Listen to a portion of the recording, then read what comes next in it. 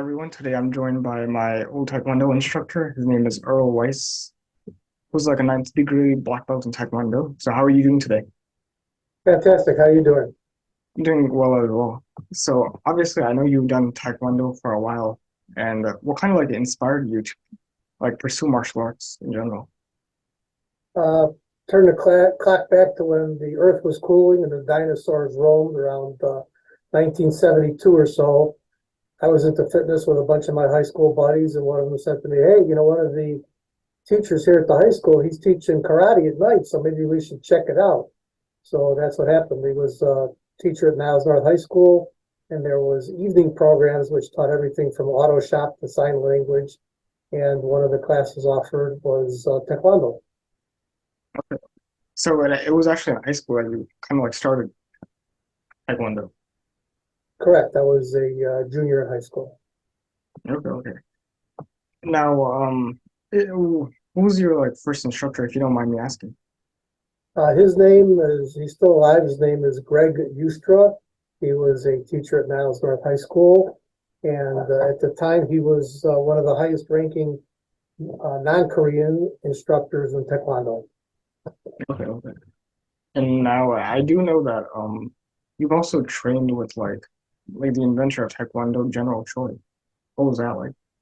Yes. So basically, what happened was in 1988, my instructor retired and turned the school over to myself as his highest ranking student and some of the other people.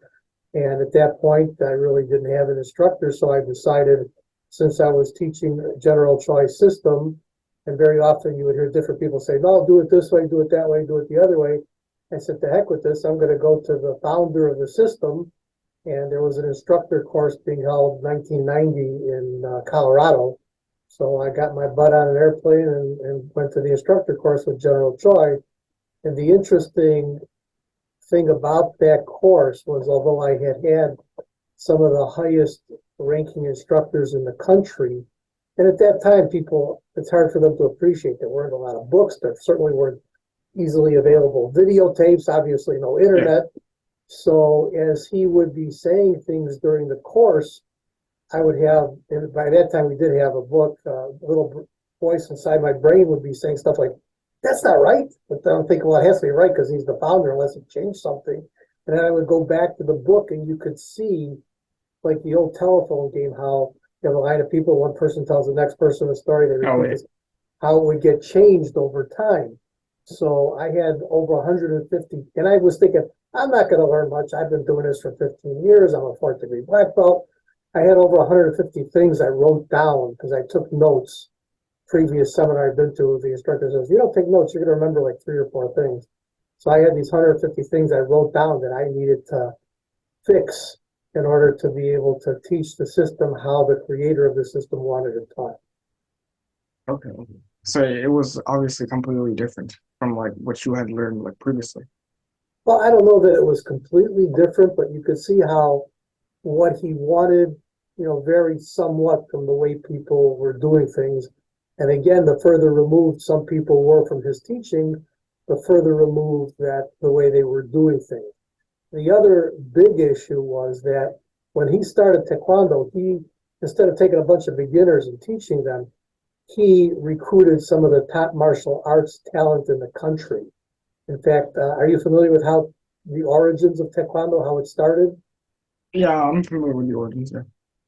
I mean, about how there was a demonstration before Taekwondo started in it didn't exist till 1955.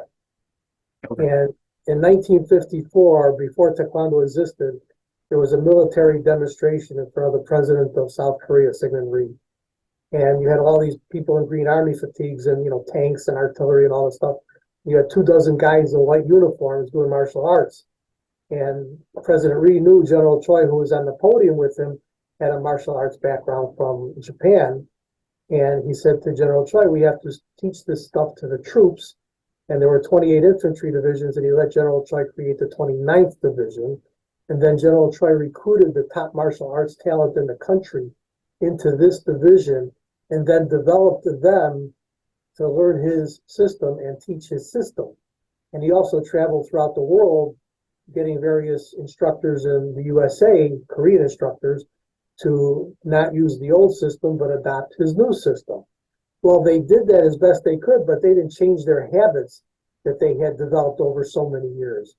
So where they had these habits that they developed from their roots, they passed a lot of them along to their progeny who thought, oh, I'm learning from one of the pioneers. I must be doing this right. And never really had any exposure that there was other stuff out there a little bit different than the way they were doing things. Okay, that's actually kind of interesting. So, do you remember like any like examples of like anything in specific that it was kind of like different that you like taught? Yes, there were several things because you could see, one of the biggest, the schools, the various independent schools in Korea at the time were called kwans. And one of the biggest ones at the time was called the Chungdo Kwan. So naturally, a lot of the pioneers that he recruited were from the Chungdo Kwan. So, if, for instance, I asked him once at a seminar, I said, sir, I says, your rising outer forearm block, you start with the blocking arm on top. And a lot of Yeah. systems, they start with it from underneath. I said, why did you choose to do it the way you do it as opposed to the way they did it? And he explained that it was fairly simple. Said, because if you block with for his system, if you block with the pinky side of the arm, the outer forearm, you start with that on top. If you're doing blocks with, basically it had nothing to do with anything specific other than having consistency in the system. Another Okay. thing that he taught differently was for the low outer forearm block, which is very common in a lot of systems. Those people, and the way I originally learned it, you would finish with your fist over your thigh or over your knee. And he was like, no, you keep the thumb side of the fist even with the center line because I want that arm to continue to be in a position to protect your body as opposed to leaving your body open. So that was another major difference. A lot of people had very deep, because it was a Japanese system root, their walking stances were very long and very deep. Because one of the founders of karate, Gichin Funakoshi, he had this whole big, be deeply rooted idea of your stances. But when you have your stance that long and that deep, one of the systems he would use, or examples General Choi would use was, okay, now do a lead leg front snap kick. And if your stance is very long and very deep, it really is difficult to shift your weight back in order to kick with your lead foot. So Yeah. the interesting thing about all these little things, and a lot of them are little things, was he had a reason for what he did.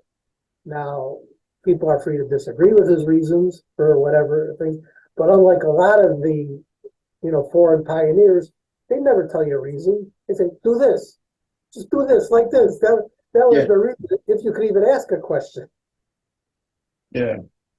No, that's true.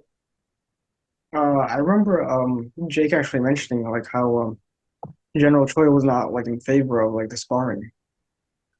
Well, he liked to think more of along the lines of one technique for victory or one punch, to finish or one kick to finish. So the sparring, developed as a sport and controlled contract and really lost a lot of that aspect. Plus, then you had the advent of the safety gear, which was Yeah. different and those types of things. And he liked to be able to try and emphasize effective blocking in the blocking, not just to stop from being hit, but the blocking to actually damage the limb of the person trying to attack you. And all of that gets lost in the sparring portion of the competition, so to speak. Okay. Now, obviously, I know you probably got your black belt like a while ago, but in your opinion, like, what does it take to become like a legit like Taekwondo black belt? You know, it's can vary. I mean, if you take a person with average physical abilities and its general choice system, you're and they're training an average of 4 to 5 hours or 6 hours a week. I think we probably trained about 4 to 5 to 6 hours a week in the color belts, but then as we started approaching black belt, it would become more. So it was typically about a 3.5 year process. You General Choi actually has a hours spent in timeline outlined in one of his books. But you also have to realize that when you're looking at that timeline, you're looking at what they would call military age males. So Oh, they were kids, they weren't old folks, they were prime, physical specimens in the prime of their life. But the way he had it was like the shorter the calendar time period, the more hours it would require because your body can only adapt so much. So if you would have, let's say, 1,000 hours to be a black belt and over 3 years, if you try to do it in 2 years, you would need 1,500 hours. You would need actually more time over the more hours in class as opposed to that. So it's a difficult question to answer because it's there's a developmental time for the brain, there's a developmental time for the body. Your body's only going to get so strong in certain areas so fast. Your brains, for most of us, are only going to be able to absorb a certain amount of information so fast. Yeah, that's a pretty solid answer. Now, you mentioned some books of General Choi. Do you have any like personal recommendations? Well, from a technical standpoint, the epitome of his work is a 15-volume encyclopedia. Okay. And so he'll have, let's say, volume 3 is just hand techniques. Volume 4 is just leg techniques. And then he'll have the pattern volumes. One volume takes 3 patterns. So he'll actually, patterns are the technical, cultural, aesthetic, artistic part of Taekwondo. So they're very specific. And it'll have like, for each new move, it'll have what the application of that move is, how you use it. It'll have pictures from various perspectives. And along with that encyclopedia, now there's videos. The videos, a lot of them are available online. They're the ones, if you find a pattern volume with a black background, that's typically the ones he oversaw to go along with the encyclopedia. But it's missing the original aspect of the video, which was, I haven't really seen it again, and I don't even know if you could, anything was like Windows 95 it was made for, or Windows 3.11, where if you were watching the video, you could click on the top, bottom, right, or left side of the video, and it would automatically flip the perspective to that position. So like if the person was Okay. facing away from you, you couldn't see it, you could click the top of the video, it would automatically flip it so you could see exactly what that person was doing. Oh, so okay. So now, does I kind of like forgot, but like exactly at what degree do you kind of like become like a grandmaster in Taekwondo? In general choice system, it's only at ninth degree. Now, some of the other systems, it's different. In fact, there was a book called Living the Martial Way. I think the author was Forrest Morgan, and he didn't address the organization specifically, but I think it was the Kukiwan, where they reduced the degree for Grandmaster from, oh no, they reduced the degree from Master from a certain degree, a couple, one or two down. And his basic question was, how do you, how can you be a master of a system if the system still has more for you to learn? So, even though they called it a Grandmaster fifth or whatever they call it, their system still had new material for sixth or whatever. In general choice system, you learn the last of the technical material by the time you test for seventh degree. That's the last Okay. pattern. So to be eighth degree, basically it requires, depending upon the organization's currently 7 to 8 years active time and grade. And then from eighth to ninth, it would require 8 to 9 years active time and grade. So now, obviously, like since you said nowadays, I guess there is a little more different requirements for it, but I guess the official requirement is to be like a ninth degree. Yeah, there is no technical additional requirements for eighth or ninth degree. Now, the organization that I belong to and some of the organizations do have required, because like I said, it's active time and grade. So they do have what they call continuing education requirements. So Yeah. depending upon the organization, like my organization has, to advance a degree, you also have minimum 8 hours per year, seminars, courses, whatever. Okay.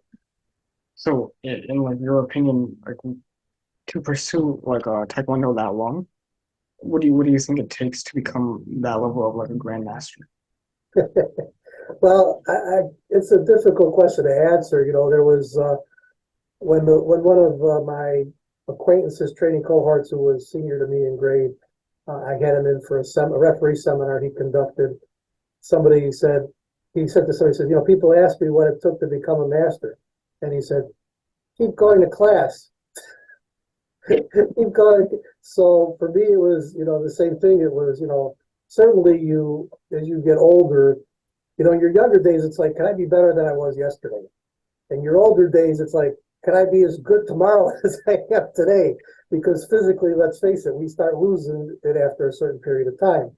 And you take pride in seeing your students develop, and you take pride in spreading the knowledge. So basically, like I said, other than continuing to be active and train and teach, there's no specific requirements to become a grandmaster other than the energy to keep going. I like that. No, obviously I know that technically like 10th degree is like the highest, right? Not in general choice system. General choice Oh system, it's no. not. Oh, it's ninth. Okay. It's ninth. He had philosophical reasons for nine degrees, also for 10 levels of color belt, but for 9 degrees was that apparently in some Eastern cultures, three is a revered number, and nine is three times three, and nine is the Oh, largest single digit number. So for his system, he chose nine. okay, okay. Okay. Oh, so I might be confusing it with like another system. Oh, there's other systems where I got 10, 11, who knows? Yeah. No, obviously I know you belong to like the ITF like school, like International Taekwondo Federation, I no right? longer have any official affiliation with the ITF, the International Taekwondo Federation. The International Taekwondo Federation fractured shortly before General Choi's death and continued to fracture after his death. He was the glue that kept the organization together. Shortly before his death, his son broke away from him, took a large faction with him, surprisingly so to me. Shortly after his death, the North Korean faction decided they wanted to be in charge, and much to my surprise, a large faction broke off and followed them. And then, so then you had the original faction, which I was still part of, was still left. And there was an issue because the United States Taekwondo Federation, which was the U.S. arm of the ITF, the ITF had official not government, official national bodies in each country governing their actions in the country. And the head of the USTF, Senior Grandmaster Sarah, after the North Koreans took away a huge faction, a lot of the government employees were calling him and saying, "Sir, we're getting these calls from our employer, the U.S. government, saying, why are you affiliated with this North Korean organization?" Not a good situation. So Yeah. we're going to have to resign from the USTF. He says, "You don't have to resign. I'm resigning the USTF as part of the International Taekwondo Federation." Oh, And for a long time after that, for 6, 7 years, I continued to maintain my standing with the International Taekwondo Federation, but there was some animosity brewing between the ITF and USTF for reasons I don't need to go into now. And when I became eligible for 8th degree, and I had been going to their courses and sending them my membership dues and sending them certificates for my students to process and all sorts of monies, and I'm like, well, here I'm eligible for 8th degree. This was 2010. Oh, this was 2009. And I was very friendly with the then president, after General Choi died, Tran Kwan. And I said, "Sir," I says, is there going to be a way for me to test for 8th degree in North America?" And he says, "Well, not presently, but you can come to the championships in Argentina and I'll chair the test board for you." And I'm like, well, kind of a long, expensive trip just to test. And I think I'll wait till there's an opportunity in North America. Well, unfortunately, he was killed in the earthquake in Haiti. And then, for whatever reason, when the new president came in and they had something in North America and I submitted all my paperwork, they're like, "Well, you can't test." And I'm like, "Well, why can't I test?" And they're like, "Well, because you're a member of the USTF." And I'm like, "Well, so what? Your constitution says I can't be a member of another international organization." not a national organization. I know because I helped you guys write the new Constitution. And the president at that time, Pablo Trottenberg, sadly now deceased, says, well, first we have to do what the people want, and then we have to follow the rules. And I'm like, it just shows you how the mindset of Americans sometimes about, the Constitution being the ultimate authority, we have to follow the rules. And Yeah. so I said, no, sir, first you have to follow the rules. And then if the people don't like the rules, there's a procedure for them to change the rules. And he's like, well, I don't know about that. Anyway, he and the rest of the board basically said, if you want to test with the ITF and to be promoted at the ITF, you have to leave your instructor. And I said, see ya, I'm out of here. So that was where I parted with the ITF in 2010. Now, obviously, like once you ended up getting your ninth degree, like black belt, how like happy were you when you finally got it? Well, it was something that I had never really contemplated for many many years. I think the highest rank I contemplated, I tested for fourth degree in 1987. And I said to the gentleman I tested with at that time, I said, my goal is to be a master instructor, not a master instructor. There were no grandmasters at that time. General Choi was the only one. The first, Okay. the first grandmaster after General Choi was promoted in 97. So in 87, it was not even within the realm of thinking that anybody else would be grandmaster. So I says, I want to be a master instructor under General Choi. And the guy I tested with says, you'll never make it. He's too old. He says, he's 65 or whatever. By the time he'll be ancient. Well, as luck would have it, some 15 years later, I did test for seventh degree, and it was actually, while General Choi was too sick to sit on the test board, he was actually there. And it was nice to hear him call me Master Weiss. And he was somewhat acquainted with me because I had hosted him for a course a couple of years earlier. So that was certainly my I called up the guy who had been out of Taekwondo for some time. I go, you are wrong. And he's like, what the hell are you talking about? He said, you said I'd never make it. He was too old, and I made it just barely because he died in June 3 months later. But I made it. So yeah, and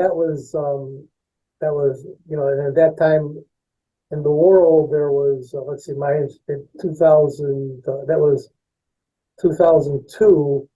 So at that time there were only a handful of grandmasters in the world, and so it still wasn't something that was had really contemplated, and certainly it was a big deal, to a certain extent, that personal sense of accomplishment, and also allowed me then to see some of people who I am flattered to have call me their instructor advance in rank as well. That was good to hear. Now, as a person, what was General Choi like? General Choi was uh, had many different levels to him. You know, Obviously he was a general in the Korean Army. And Yeah, when you're a general in the Army and you're in the Army, people have to do what you say. yeah. Well, that's great for developing your martial art or whatever and pulling people in and getting them to accept your system. But for some people who are not in the Army and are doing their own martial art thing, it really pissed them off because they didn't care that he was a general in the Army and they didn't want to do what he said. And one of them, Hwang Ki, who was the head of the Mudo clan at the time, he basically, I'm not doing Taekwondo. I'm not following this guy. And then, as time went by and he basically wanted things to be his way, a lot of people became aggravated and there was a huge sense of criticism for him. Now, one of the misplaced criticisms was when he formed this gym for the 29th Infantry Division, he named it the Odo-Kwan. And translated, Odo-Kwan means the gym of my way. And everybody said, and for a long time, they said, see what a control freak he was? He made the gym his way. Everything had to be his way. Now, fast forward some years later, I interviewed a gentleman named Nam Tae-hee. He was one of the people at that military demonstration where they were in front of the president. And I said to him, I says, tell me about the gym of my way. What did that name mean? And he said, well, in those days, everybody was very loyal to their Kwan, the school they came from. And they didn't want to go to a rival Kwan because that would be seen as disloyal. But now they had this new Kwan, which was called the Gym of My Way. So as each person speaking in the first person, the gym of my way or the gym for all of us. So it was a gym where everybody could belong, which was exactly the opposite of what many of General Choi's critics said. The another issue was that when he found himself on the wrong side of the political fence in Korea, backing the wrong presidential candidate, he became persona non grata, and the powers that be said to him, "Listen, we're taking control of the ITF. You're not. We're taking control of Taekwondo. You can't be in charge of Taekwondo anymore." And supposedly their motivation was to develop people, instructors, to go out throughout the world to be spies and whatever. And he's like, huh? You can't take control of Taekwondo. I invented Taekwondo. It's my Taekwondo, and I'm not going to let you use it for political purposes. So he became persona non grata and moved to Canada and took the ITF and Taekwondo with him. At which point the South Korean government developed its own brand of Taekwondo, which later ended up in the Olympics, because exactly what General Choi had done was they developed instructors, they used their resources to dispatch instructors throughout the world, they recruited instructors, and they said to a lot of people who were with General Choi, you have to leave General Choi. And they said, I'm in America, what are you going to do to me? And they said, yes, but you have relatives here in South Korea, and we're going to make life difficult for them if you don't leave General Choi. And when General Choi was even in the US in the 70s, we heard stories about that people were going to try and kidnap him or kill him or this or that. And I had thought all of these stories were extremely exaggerated. And in fact, when he was in Arlington Heights for a competition hosted by a guy named Mac Newton was there, Grandmaster Saraf was there, Brad Euster was there. These guys were all like 6', 6'2", big strapping guys.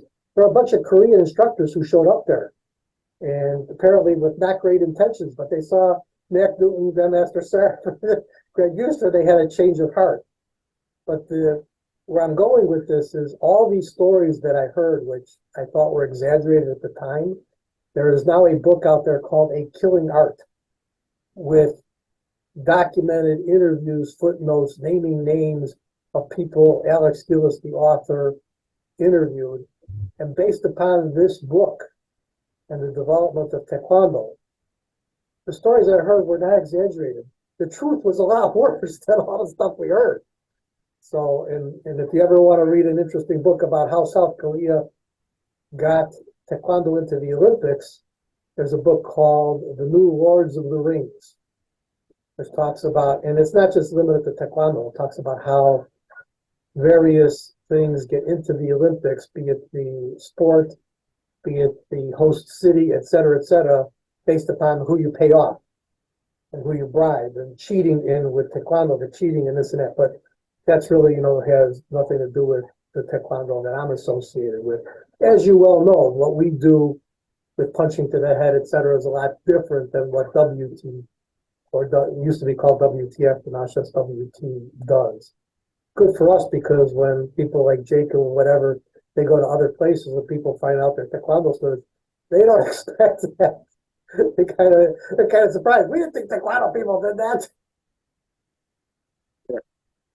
Now, obviously, you did mention how in like the original Taekwondo they punch and kick compared to like modern, I guess like WT Taekwondo they just kick, right? Well, they do allow punches in competition. Yeah. They do allow punches, but they don't score punches to the head. And things are always changing. So there used to be this thing about, if you punched with what they call trembling shock or something, we would score it. And although the rules were made that way, in reality, I don't think it was happening. So whether or not today it's changed so much that they'll score hand techniques more than it did years earlier. I know now they've supposedly gone to electronic scoring with sensors in the gear and in the hogu, the chest protector they wear, which some people have decried because they say, with the sensors don't really take into account the level of impact. So it's more really a game of tag. So I'm not, I hear these things tangentially, but I don't really follow them closely. Now, I know obviously you've done Taekwondo mostly for like most of your life, but have you explored any other martial arts? Oh, sure. My first martial art was judo in high school. We had a school we had a PE class where they actually taught judo. And it was Wow. enough for me to learn how to fall and, do basic throws or whatever, not really develop any skill level except for the falling aspect, which was good because when I went away to college in 1975, I found it was interesting. It was a guy had the WTF flag on the wall, but the general's book on his desk. Why? Because all the Taekwondo instructors, they only knew General Choi's system originally. So even if they were converted or recruited by the WTF, a lot of them were still teaching his system. So, but this was a typical Taekwondo slash Hapkido school. And so when it got to, and then also at the Taekwondo school circa 1975 or so, we had a very accomplished judo and jiu-jitsu guy named Ben Bergworth, who later became the head of the USJA, United States Judo Association, jiu-jitsu division. So got into a lot of wrist locks and same basic throwing and falling as in judo. So now when I went to the Hapkido school and they're doing the joint locking and throwing and falling, a lot of it, there were some different wrinkles on how they did things, but I had the background to fall back on. And it was all that throwing and falling in Miami with no air conditioning. Mhm. It took us, you'd sit there, you throw your partner, he throw you, and the instructor go one. And then you repeat two. And after about 50, you're like, can I just lay here in my pool of sweat for a while? So that was it. And then later, um, when because we had this jujitsu training, Ben Borworth basically said to us, he says, listen, some of you Taekwondo guys, he liked our work ethic. He thought we had a good work ethic. He says, 80% of my grappling requirement. He says, your striking ability is way beyond the striking ability of my students, for that part of my curriculum. Why don't we have some seminars and knock out the rest of my black belt curriculum and get you guys certified as black belts in jiu-jitsu? So about a dozen of us did that with him. But then Ultimate Fighting Championship happened. And we did not, in his system, which was very traditional, we did not do a lot of groundwork. And Ultimate Fighting, basically, the jiu-jitsu was all groundwork. Even though obviously they're stand-up in jiu-jitsu, it's, their forte is the groundwork. So after, I saw that, I decided, Hoist Gracie came to town and did a 2-day seminar out at the Lakeshore Athletic Club. And I did 2 days with him. And then his brother Hickson came to town, who Hoist was the best teacher because he would break things down, show them from particular angles or whatever. Hickson was a phenomenal athlete. He would roll with everybody. And he would tap the good guys. The good guys might last 2 minutes. Guys like me, and that was if he was playing with them. And he would go through one after the other, after the other, after the other. I likened him to be like the Michael Jordan of jiu-jitsu, the way it was a beautiful thing to watch him roll with people. And then there were some other seminars. Henzo was later. Helson, they got an Uncle Helson did a seminar for a couple of days, and then Henzo was here for a seminar. I went to a couple seminars with Carlson Jr. But basically, if I rolled with a blue belt under their rules, I rolled with a blue belt. The best I could do was make them work really hard before they tap me or whatever. It was, but there was a lot of difference there because basically under Ben Bergworth, one of the things I liked about jiu-jitsu was, in theory, where there were no illegal techniques, meaning that if a guy had you a certain way, you could, with safety, like tap, stick your finger in his eye and see if he let go of you or whatever, and all Yeah. the stuff that's illegal under the rules, which is not to say the good guys who follow the rules couldn't avoid that stuff or whatever, but it's still something when it comes to grappling and self-defense. I'm like, don't be restricted to any rules when it comes to self-defense. You got to stick your finger in Yeah. their eye, and see if they continue to try to choke you or whatever. Yeah. No, that's a good point. It's actually kind of cool how you trained with a lot of like the original like pioneers of jiu-jitsu. Right, but it's not the same. It's not. I don't care. It's not the same. I don't want to give the wrong impression because I did BJJ for a while, and first of all, the guys' warm-ups were brutal. I mean, I was ready basically to be done after the warm-ups, and I felt I said, well, I'm the old man. I'm 60 plus years old. I'm just having a hard time doing, maybe if you start it when you're 18, it's better. But then Jake came there and some of the other 20 something, 30 something, they had a hard time too. And to me, it didn't really, that didn't really make a lot of sense at that particular school. Also, because I believe if your muscles are really fatigued before you start the training, it's more likely to cause some sort of injury. And I had Yeah, experience, of course, I had some old injuries, but might have been part of it. I had experience where, I go train, and basically I hurt my back and I had to take a month off. Well, you can't improve that way.